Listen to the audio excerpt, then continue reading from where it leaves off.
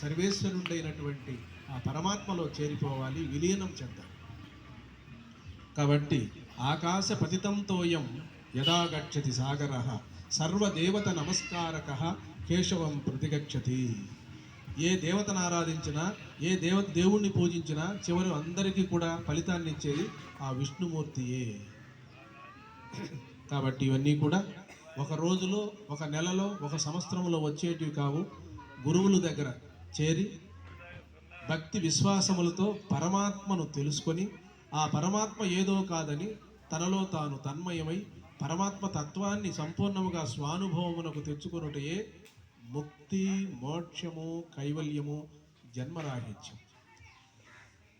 ఒక పక్షిని పంజరములో బంధించి ఎట్లాగైతే ద్రాక్ష పండ్లు, యాపిల్ పండ్లు, సపోటా పండ్లు పెట్టి మనం బంధిస్తామో, దాంట్లో ఎన్ని పలహారాలు పెట్టినప్పటికీ కూడా అది లోపల స్వేచ్ఛను కోల్పోయి ఉంటుంది.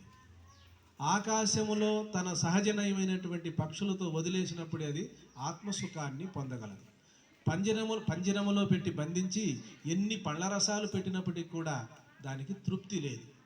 తన నైజమైనటువంటి ఆకాశములో ఏ చెట్టు త్వరలోనో, ఏ చెట్టు కొమ్మపైనో తన సహజీవనం చేసుకుంటూ తన సహజనయమైనటువంటి తృప్తిగా జీవించినప్పుడే దానికి శాంతి, సౌఖ్యము కలుగును.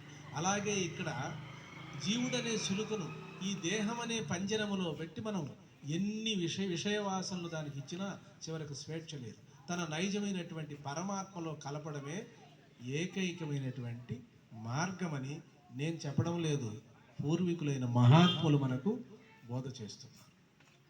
కాబట్టి ఇది గురుదేవులు రామకృష్ణ పరమహంస చెప్తారు, పూజ కంటే నామము శ్రేష్టము, నామము కంటే భావము శ్రేష్టము.